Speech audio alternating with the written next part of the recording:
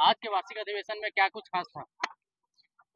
आज का जो वार्षिक अधिवेशन था, देखा जाए तो जब से संगठन निर्मित हुआ है, ये पहला वार्षिक अधिवेशन था, महाधिवेशन था। और इसमें तमाम केंद्रीय टीम और केंद्रीय अध्यक्ष, उपाध्यक्ष जो पहले से थे वो सारे, और जो जितनी सारी रिक्त जगह थी कार्यकारिणी समिति की, और उसके अलावा जितने भी तमाम पोस्ट थे, पद थे, उनको काफी को भरा गया और काफी को नहीं भरा गया। क्योंकि अब बात ऐसा है कि पार्टी जिस तरह से पूरे क्षेत्र में लोगों के बीच एक जोश और जुनून के साथ बढ़ रहा है, इस नाते ज्यादा से ज्यादा अगर कार्यकर्ता पदाधिकारी जुड़ते हैं तो ज्यादा से ज्यादा लोगों को जोड़ सकते हैं। तो आज का वार्षिक महाधिवेशन का यही था कि लोगों को उनके क्षमता के अनुसार जितने रिक्त स्थान है उस सब में भरा जाए। आपको क्या जिम्मेदारी मिली आज पार्टी की तरफ से? देखिए, मुझे तो केंद्रीय महासचिव के पोस्ट पे पदभार मिला है।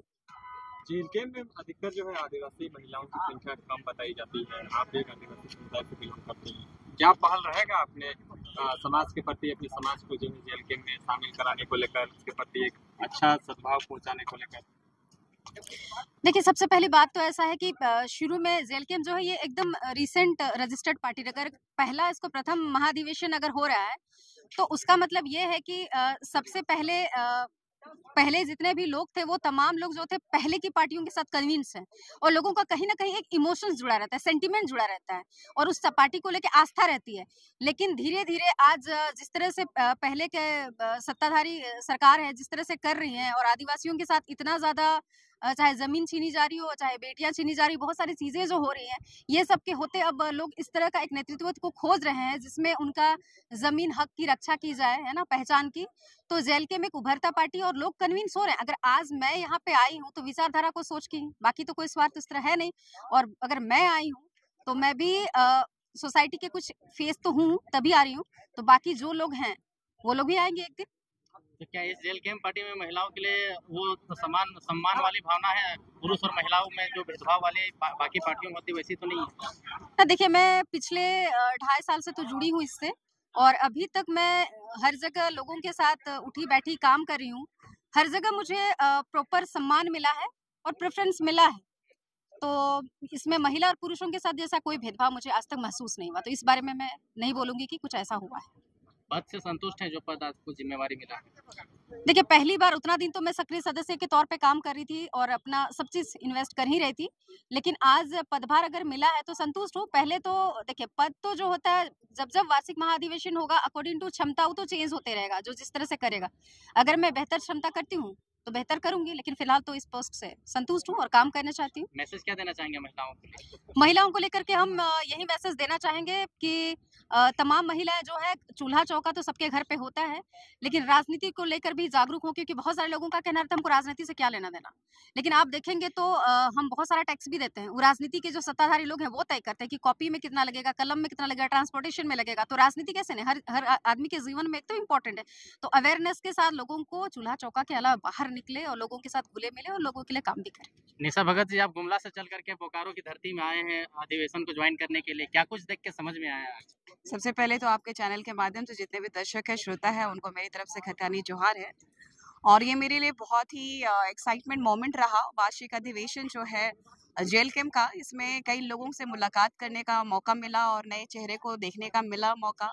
और आज नए नए पदाधिकारियों का जो नियुक्त जिनको किया गया है, तो मुझे जहाँ तक लगता है कि जितने भी क्रांतिकारी भाई यहाँ पे दिखाई दिए या फिर बहन दिखाई दिए हैं, सभी अपना अपना दायित्व प्रखरता से कर रहे हैं।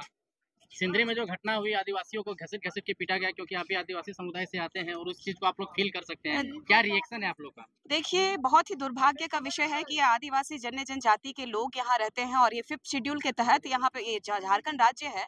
और इस झारखंड राज्य में ना आदिवासियों के हित के लिए ना ग्राम सभा है, ना ही हमारे आदिवासियों के लिए कोई सुरक्षा है, ना ही उनके लिए विशेष कोई जो हमारे पास में संविधान में विशेष कानून बना है, लेकिन हमारे धरातल पे हम लोग समझ लीजिए कि बेचारे वाला हालत है। आप देखिए कि अभी अंधविश्वास में 5 लोगों की हत्या हो गई थी, महिला डाइन बिसाही को लेकर के। ये आदिवासियों के साथ ही है और मूलवासियों के साथ, जो हम झारखंड के लोग हैं उनके साथ ही क्यों होती है?